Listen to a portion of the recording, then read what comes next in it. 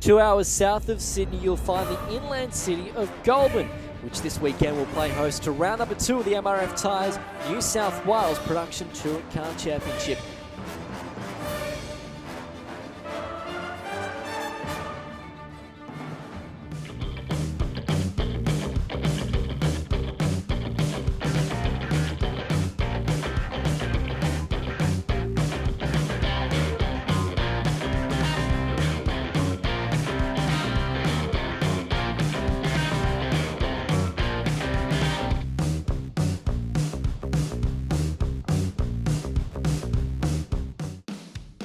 "22 drivers are entered for this weekend. Let's catch up with someone who's back, but in a different bit of machinery. It's great to be back. We've been doing all this cartoon racing, which has been fun, but now back in a real car of sorts. Not my regular car, but I don't care. I'm just happy to be back at the track. I'm racing an M2 this weekend. It's actually a Mazda 2, not the M2 BMW, not the regular M4 that I've got. But yeah, we had some COVID issues with my car. So basically, I don't care. We could be out the track. Chris Reeves suggested I come and drive this, and I said, I'll be there. It's a ball. Like, it's total 79 kilowatts is unleashed all at once. Not neck braking at all, but you've got to keep your speed up in corners. You've got to make sure you're focused on, your braking and balancing the car. And it brings back just the old elements of driving, which is just keeping the speed going. And I think anyone starting out would be mad not to start out in a car like this. I mean, Chris has got this for sale for $8 grand. I mean, I think it's bargain money for what it is and what it can do for someone to learn how to drive. I'm just hoping it pours down rain. I'm just praying for rain. If it rains, I've got more of a chance to do something. At the moment, I'm at the back of the field, but having fun, so I don't care. So I thank Chris for lending me the car for the weekend. That's been great. Obviously, my business property investment store, we support Wakefield Park here as well, and I look after myself with the racing side of things, and that's the only sponsor I have, so I don't really have anyone else. So. Nice to hear from Anthony Sewell in an M2, not quite BMW as he said, but Mazda nonetheless. Gary, difficult conditions for race 1 of the weekend. This weekend for the MRF, New South Wales Production Touring Council. Well, he got his wish because it's actually pouring down with rain, or it has been, and he still started back to the field, but I guess under these conditions, with the weapon he's got under him, he'll make up some places. So our starting grid, as you could see on the screens a moment ago, Michael Sheargold start from position number 1. Reece McIntosh alongside of the front row. We're underway for race number 1 of the weekend. A difficult start from McIntosh already, dropping back through the field in that Volkswagen Golf into turn 1. Look how treacherous these conditions are at the moment. Tough to get these cars underway, particularly in some of the high horsepower cars, like we can see Daniel Oosthuizen here trying to make his way around the outside. Yeah, hard work for anything with power and rear-wheel drive, of course, but those two four-wheel drive cars, they just bolted off the line, and there you can see them. Sheargold leading, Cavic in second spot, already a gap back to McIntosh, who was on pole, but just couldn't get it off the line with suffering a lot of rear tyre temperature issues. It's feeling cold out there at the moment. Yeah, typical Goulburn. Lovely one day, sometimes pouring the next, as we can see at the moment. So the format for the weekend, we had qualifying earlier on this weekend. We've also got 3 races, so 12 for race number 1, 12 laps. That is 12 laps for race number 2, and 14 laps for the final race of the weekend as well. Normally feature race. So Oosthuizen here looking around the outside, trying to make up some spots as well. As we go on board now with Matt Holt down the main straight in this fantastic Holden. It's got some grunt, doesn't it? A2 class for Matty Holt. Yeah, and you can see coming out of turn 10 then, it's got to be so light on the throttle, or else the thing's just going to break into wheel spin straight away. And down here as well, it's very slippery. There's water running across the road. He's chasing cars. Front wheel drive is even a little bit better option than rear wheel drive at the moment. Looking a little bit further back through the pack at the moment as well. Stephen Thompson here trying to make up some spots in that number 92 car, the Allworth Masterbuilt Homes machine. Mazda, sorry, not Mazda. Mazda's in there somewhere, but that's in the Mitsubishi Evo 10. And you might have just glimpsed a product car there in the picture as well. Graham Shaw has leased this car that we see just going out of picture now, the Evo 10 of Bob Pearson for this weekend, and he's up ahead of Thompson at the moment. So the two of the 3 Evo 10s should be pretty good things in these sorts of conditions. Chris Reeves we were looking at there a moment ago as well in that VW Scirocco, just sitting towards the back into the top 10 right now. And also just flashing through that shot there as well, trying to make up some spots. Daniel De Guino, who's actually leading the championship heading into round number 2, keeping in mind round number 1 was also in conjunction with the Australian Production Touring Car Championship as well there at Sydney Motorsport Park. Yeah, we just seen a shot then of 2 for Anthony Sewell right up the back of a BMW 1M. Who would have thought in any other conditions that would be possible? Certainly this is landing itself. And there's Thompson off the road down before turn 2, and given that he's got 4-wheel drive and a fairly compacted gravel trap, he's able to get out. Not bad, is it? Not bad there for the advertisement of a 4-wheel drive car as he drives straight back out. Anything else, you'd be bogged there for days just about as we head back towards the battles of the 86 cars a little bit deeper on through the field at the moment as well. Michael Sherwell in the 55-86 working his way through the final turn, sideways as well if you don't mind. Yeah, and a couple of the other small cars who've got Sewell in the picture there trying to find his way through a couple of Toyota 86s as well as the number 12 machine there, the Volkswagen, just heading for them at the moment. Yeah, Mike Ferns that was, and we're looking at Zach Leschalpo at the moment as well in the 212 Toyota 86. Another moment, this time at the final turn, that's Cavic. Massive moment there, and he's lucky not to get collected by the rest of the field at the same time. Went over the grass on the inside of the track and then came back on. That could have been a lot worse. That's at turn 10. He's just had a little bit of a moment, but fortunately 4-wheel drive's such a saviour in these sorts of conditions. You see Muller and De Guino leading the series coming into this round. Is under all sorts of pressure from the BMW driver, and that battle continues as they head around through turn 10 again and out on the straight. And again, these cars, because of the wet conditions, can't use the power that we know they have. Got to keep in mind as well that a little bit further back, Stephen Thompson trying to work his way back towards the front of the field as well. So this is the battle really for getting inside the top 10, you would say, right now. And watch out, because behind them, a very quick, here he comes here, just at the back of the shot, was Stephen Thompson. So he's going to be charging, you would think, towards the back end of this race because he's a little bit quicker than some of these cars in front. Keeping in mind, he's also got the benefit of 4-wheel drive.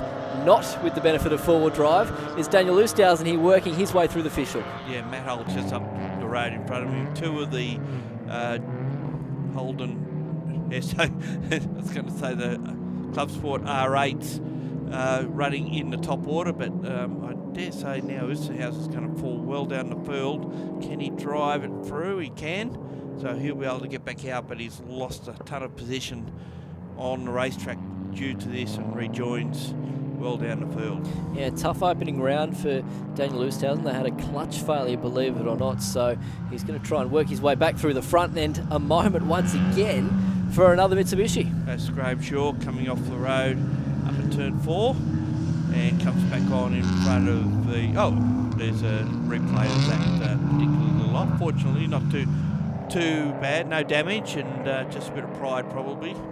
But I think he'll be forgiven in these conditions. I think he might have more issues because he's off the road again here at the final turn, so there might be a lingering issue here with the 33 car, and he's going to try and get out of there by the looks of it with the help of that 4-wheel drive, but dare I say it, there might be a few little gremlins sneaking into that car right now.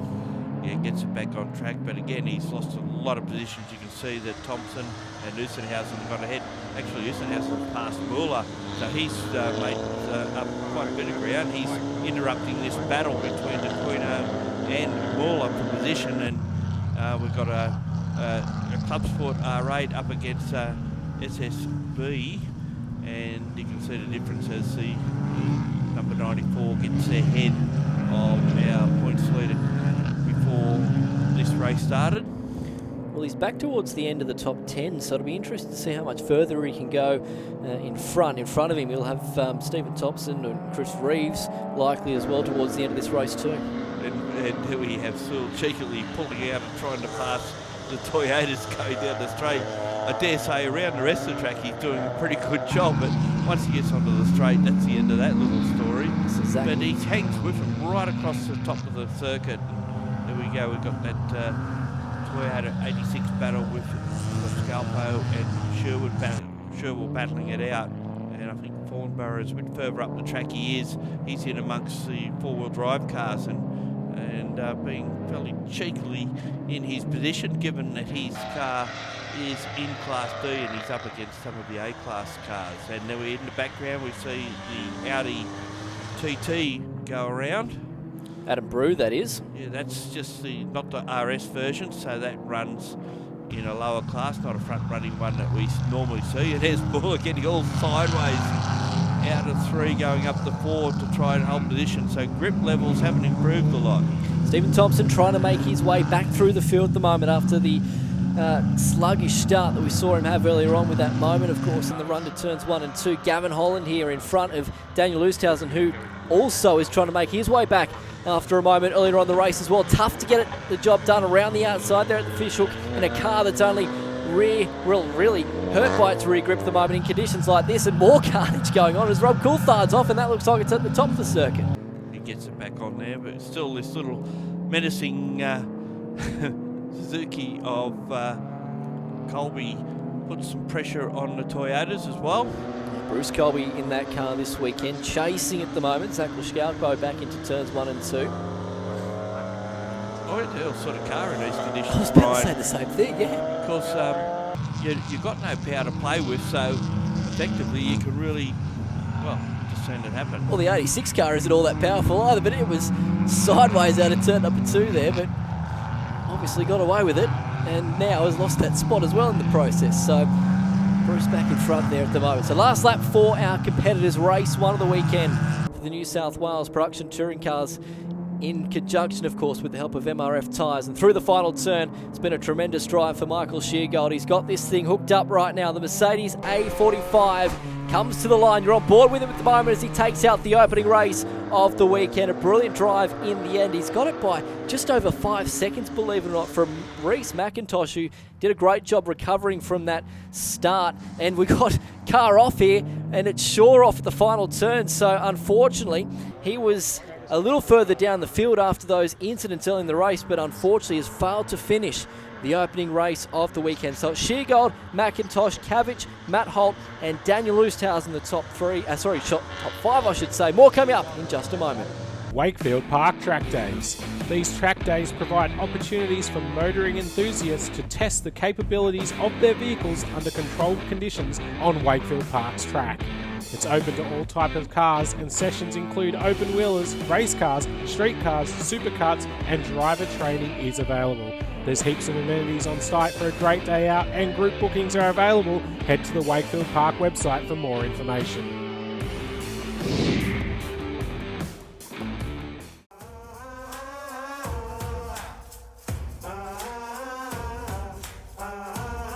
Second race of the weekend for the MRF Tyres New South Wales production touring cars at Wakefield Park. Conditions slightly improving ever so much. Go a little bit further back outside the top 10. Watch for Mike Ferns. He'll come from position number 12. Zach Leschalco, we spoke about him in race number 1 to come from 17th. Rob Coulthard with a few issues. He'll come from position number 18. And Graham Shaw, speaking of issues, he certainly had them in the opening race of the weekend. He'll come from the back of the grid, position at number 22. So lights are out. Let's get underway. And another tough start once again. That's McIntosh stopped on the grid. Fortunately, he's been missed by all and sundry. And you can see dry track at the moment. There has been a bit of lying water offline, but it looks like that's cleared as well. So it's very dry, and again, it's worked for the four-wheel drive cars because Cavic has just bolted off the line to a fairly handy lead. Meanwhile, back in the pack, plenty going on there. You see the Guino in amidst. We've got Holland in front of him, and second, third, it fourth. looks like one of the Toyotas in there behind him. But Sheargold has a bit of a moment down in the fishhook, loses out that spot, allows Holt to go through. Holt in second, and really working hard at the wheel for this opening lap. Cold tyres, of course, that's not helping the situation. And we've got Oosthuizen in third, Sheargold in fourth, and then Muller and Rees the next two as they come through. So it's a big bunch of cars up the front of the field at the moment, battling for position. Gee, tough for McIntosh, wasn't it? He stalled in the grid for race number 1, only lost a few positions, but this time he's almost gone to the back of the field here. So he's going to have a tremendous drive to try and get his way back towards the front as we watch Chris Reeves go through turn number 1. In front of him, Thomas Muller has a little bit of a moment. Here we are on board now with Reeves in the run to turn number 3. Just gets a little bit of that inside curb and chases on the back now of the BMW. You've got to say, though, back towards the front of the field, it's the battle between the two club sports as Muller, the back end just escaped from him there across the top section of the circuit. Good little battle here towards the back end of the top 5. Back on board with Reeves here as they go into the fishhook section. And if he's going to try and get the job done, you've got to feel that maybe if he can get a good exit out of here, into the final turn, he can try and launch it down the inside. But BMW power up against Scirocco. Interested to see how that one's going to play out. Yeah, I suggest cold tyres have got a bit to do with it, but that car's very unstable in the rear end at the moment. But certainly it's tightened up at the front. Holt on the back of Cabbage. Lusenhausen third, Sheargold in fourth. They're the top 4, and boy, there's not much in it at all. Oh, it's a good battle, isn't it? So Cabbage, as you mentioned, lead the way. You can see the telemetry, the screen there on the in-car footage of Matt Holt's car. Here comes Oosthausen, shows the nose at turn number 2. There's not much between the two club sports. Oosthausen struggling for grip, likewise for Holt on exit. We're back on board with Holt. Huge moment coming out of turn number 2. Somehow keeps it all together as Sheargold continues to pressure in behind. That was well worked out by Oosthausen. He used the over and under trick almost. Stuck his nose in, and as Holt ran wide out of turn 2, he got a tighter run, got the power down well, and made the move stick. Here's our man Anthony Sewell towards the back end of the M2. That is a Mazda 2, not a BMW M2. And look, because of the dry conditions, where is he? Last, unfortunately. But having a ball, Cornelius and Colby just ahead of him. But it's a good little battle between the 3 of them. Not a lot in it. 2 Mazdas plus the Suzuki. Having a great old battle there in Class E. As he said at the opening of the show, the interview that we had with Sully, only $8,000. How much fun can you have for $8,000? Isn't that fantastic? Brilliant. And the good thing is that, considering what he normally drives, this thing would be just put your foot down and just steer it. That's a good point, actually. Eden Thornborough in the little Toyota 86 and battling with Zach Calpo. And these two look like they're going to be going hard at it. They're battling it out in Class D. As you can see, they run side by side out of turn 10. And where will this end up? A bit of smoke coming out of Thornborough's car there too, by the look of it. Like a battle of the Toyota 86 Cup here. Bit of side drafting going on there by the look of it. Lousing it in. And Robert Coulthard in behind. Out of the way, boys. I'm trying to get through here. You're in my way. There he is. Stop running. Oh, look at that. 4-wheel drift out of turn 2. Well captured on now by our cameraman there. Thornborough, I tell you what, he had to do a lot of work, didn't he, to try and get back underneath, and Lescalpo holding as much as he can at the moment in the 212 car. Back on board we go here with Thornborough coming back down the hill here. He used a little bit of that curve to try and help the car through the right-hander. Now into the fishhook section. The battle for Class D we're watching at the moment between the 286s behind them. We mentioned Rob Coulthard. Well, he's running Class A2, so it might be a battle on track overall, but of course, we're in completely different classes right now. Yeah, and a B2 car up in front of them, so there's a mix of classes there as well, with the Queen O just ahead of them, and all trying to find their way around. And Coulthard just said, well, mate, I just ran you out of the way. Once I'm through there, you can continue your little battle, but I need to get in front of you. And just at the moment, he might be able to do it this time. He's got a better run out of that last corner. And you can see a little bit of action going off in front of you as well. And this is the great thing about production car racing, and particularly Wakefield Park, is that the cars achieve their speeds differently at different points of the racetrack. Yeah, it's a great leveler, isn't it, in that respect, because the Toyota's possibly better across the top, and we've seen that in previous races, and you can see now we've got Holland in the Evo 9 just ahead of him as well, so it there is another whole proposition altogether. Just see the way that Thornborough was closing in then as well on Gavin Holland, and even more so coming back down the hill. If he's close enough, he might be able to have a dive here. In fact, he does. He shows the nose here. Good little opportunistic pass then from Thornborough down the inside and gets the spot done. In fact, Holland's going back here at a rapid rate of knots. There might even be something wrong there too. Yeah, and also it's letting him get a couple of cars between him and his large rival in Scalpo as well. So the more he can do there, the better off he is in the class battle. And of course, points count to class more than outright, so that's his primary objective at the moment. That's exactly right, because when you look at the round points from round number 1, so therefore the overall points so far in the championship, of course, Daniel Duguino leading at 153 points, Class B2. Actually, second overall in the championship is Zach Lishkalpo, Class D 145, which backs up your point, of course. The overall championship points are based on your class and not particularly where you finish overall in the race. And the number of points you get in your class depend on how many class runners you're up against as well. Yeah, so if you're beating someone else in your class, you're going to get more points than if you happen to be in a class which got less numbers. Oh, Reevesy. You might have a car down the inside of him here. He looked like he was half missed the apex there a little bit at turn number 2. He'll probably clip me around the ears and say, "No, Brian, I hit the apex perfectly there at he turn missed 2. it by a Sorry, not couple turn of 2. Visual. He may have been keeping an eye out for someone around him and giving him a bit of room. Change for the lead as well, so Daniel Oosthuizen's gone to the front of the field. He got by Cavic there as well, so a change for position number 1. Daniel Oosthuizen, you tell you what, he's got a line of traffic here. They've got to be careful. Cavic having to really hook the car in on the inside of turn number 2 there. That probably worked to Daniel Oosthuizen's advantage. We'll see if he can try and skip away now as your new race leader. Yeah, I wonder if the change happened because of lap traffic in the first place as well. And this hasn't helped Cavic's cause at all, but there's nothing else that Colby could do there. He's got to get around the corner somehow as well. And the thing here now Cavic has got to watch is that Holt doesn't get too close to him because he's the next one in the train. Sheargold still leads Muller in position 4, so that battle's continuing on. Back on board here with Matt Holt, the car continuing to try and get away from him in the rear end. I tell you what, the amount of wheel work that Matt Holt has to do over the course of the weekend, you would hope that he goes to the gym every day with the amount of arm strength he must have to try and keep that club sport underneath him. Yeah, even though they have power steering, they do wind on a fair bit of negative camber, and that certainly doesn't help you in a straight line trying to keep those things pointing straight in the same direction. Here we go, we've got this battle going again between Duguino and Coulthard. We've seen in previous outings.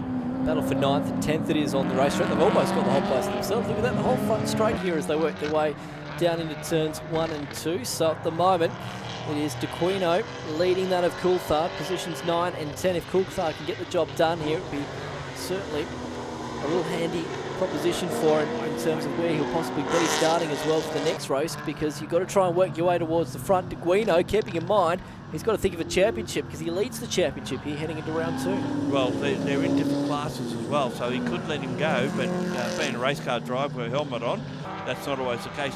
He seems to have a bit more poke getting out of the corner, and but there's a cockerel parked in front of him. And I guess that's what I was alluding to, is the fact that, yeah, you don't lose championship points, but you don't want to get caught in an incident trying to save yourself as well. So that's always a catch-22 here. Last lap for your leaders out in front. This is the battle for the race lead. Still, it's Oosthuizen leading Cavic. Now, the interesting stat here, if Oosthuizen can hold on, I believe it would be his first win in the actual club sport car itself. So we'll see if he can get the job done here. Cavic is going to be good here towards the fishhook section, being a four-wheel drive car, but I don't think he's going to have the guts heading down to the last turn. Certainly got to be closer on that last lap or so. But Oosthuizen had previously won in Evo 9s, but an effort to get a maiden one in a new car. I tell you what, he's actually going defensive here as Oosthuizen. He's going to have a lot of work to do here at the final turn. If Cavic can get a really good drive, he might have a chance at the line, but the power from the HSV might just be enough. Is it going to be his first win in the club sport for Daniel Oosthuizen? It looks like it will be. He gets the job done. Race number 2 of the weekend. Cavic certainly made him work for on that final lap, but Daniel was too strong in the end. So it's Oosthuizen, Cavic 1 and 2. Matt Holt, position number 3. Thomas Muller and Michael Sheargold, position number 5. Great race. Stay with us on Blendline TV. Race 3 in a moment. Wakefield Park Track Days. These track days provide opportunities for motoring enthusiasts to test the capabilities of their vehicles under controlled conditions on Wakefield Park's track. It's open to all types of cars, and sessions include open wheelers, race cars, street cars, supercarts, and driver training is available. There's heaps of amenities on site for a great day out, and group bookings are available. Head to the Wakefield Park website for more information.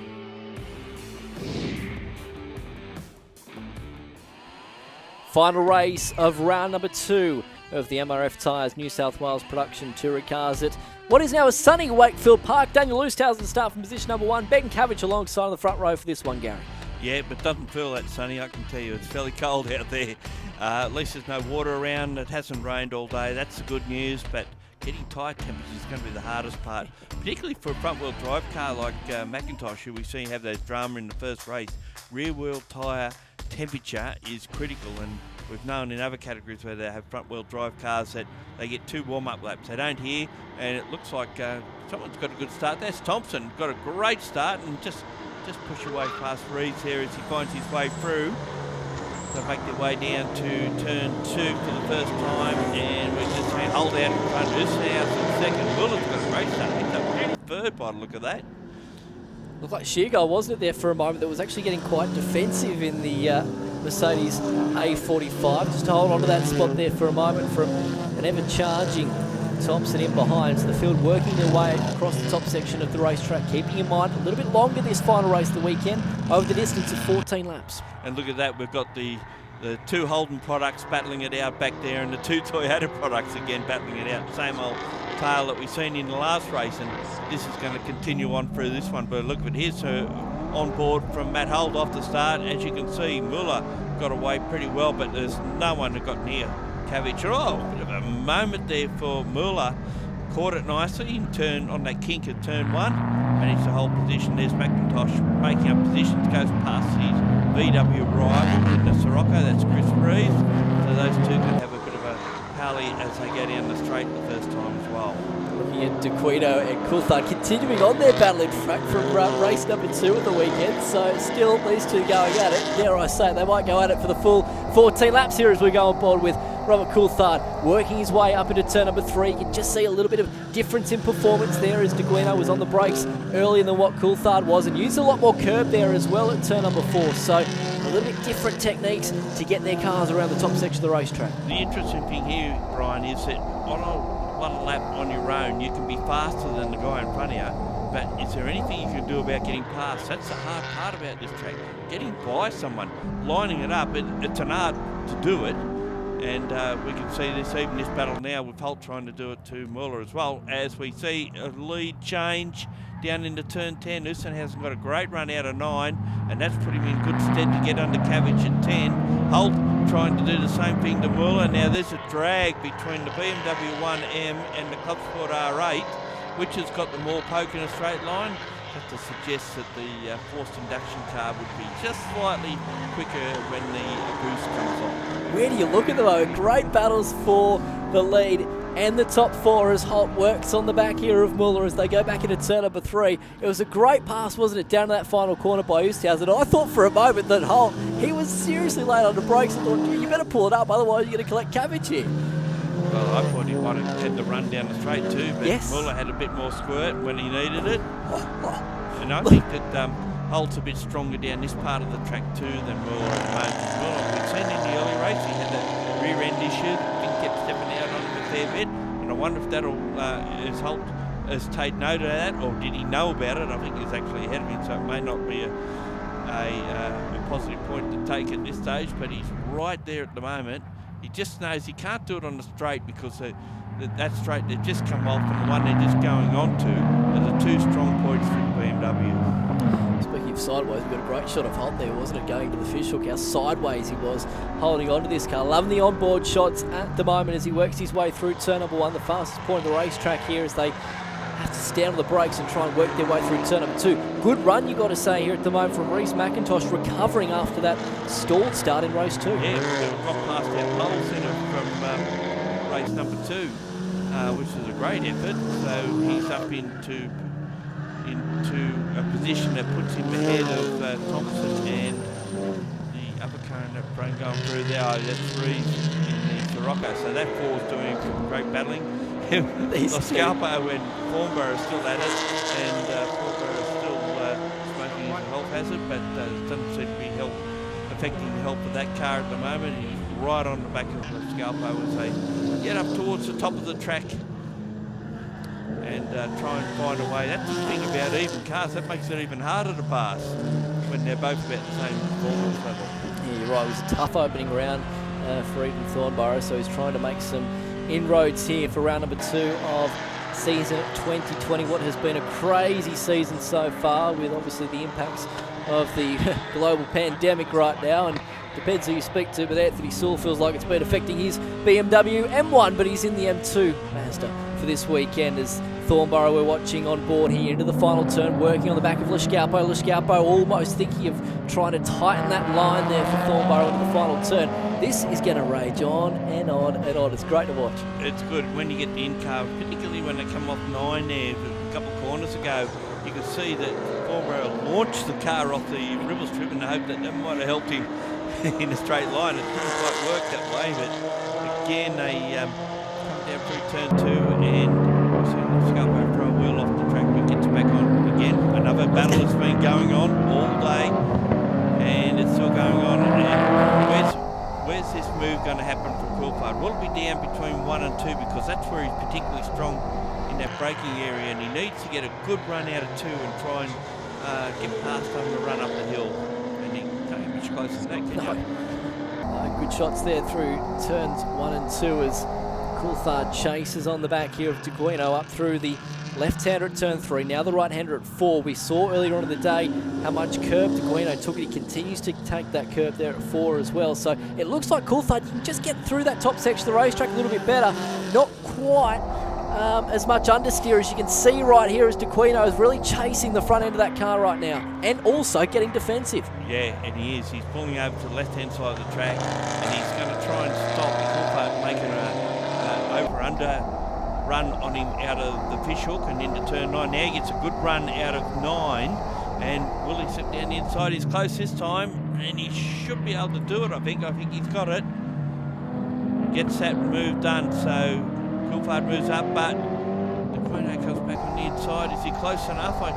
You would think now that the Mondo would be a little bit better in a straight line. Front disc coming into this. Oh. Bright red. Great battle. They're going to go side by side through turn up here as well. So Dequino on the inside, Coulthard's going to have to work for it.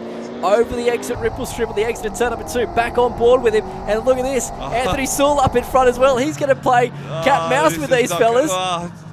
I think one of them's going to get sandwiched in or boxed in over and under trick, and puts himself in a position where he could be in danger. Fortunately, they didn't come up on Mazda as quick as what I thought they would anyway.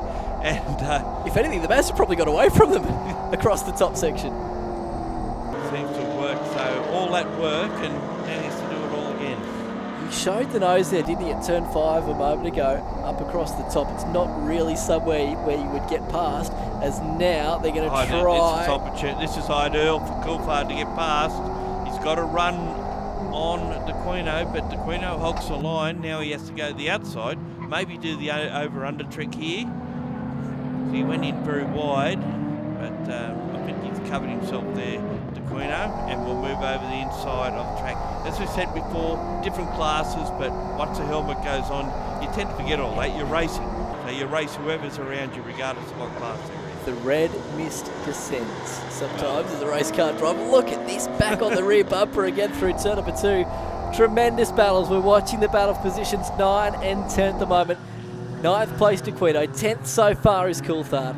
Back across the top section they go once again. This was where we saw Coulthard show the nose ever so slightly a moment ago. Not this time by though, he's not quite close enough, but he might just be as they get down into the bottom of the fish hook here. This time by, you can see Dequino chasing the front end of that car, but again he's defensive, and Coulthard trying, as you keep mentioning, Gary, to do that over and under trick and really focus on those exits. Yeah, it's a hard corner to do it at because, well, you may have done it now.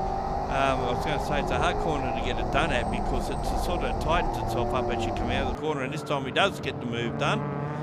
So we've got Coulthard up one spot, although Quino's going to come back down the inside. No, not quite close enough on this occasion. I was going to say that it's lucky that Quino's cars don't carry the tow hookers anymore. It's just a strap these days. There'll be quite a bit of indentation in the front of that Mondo's bumper otherwise. But on the last lap, and this battle's been going since the very start, and Dequino's not finished yet.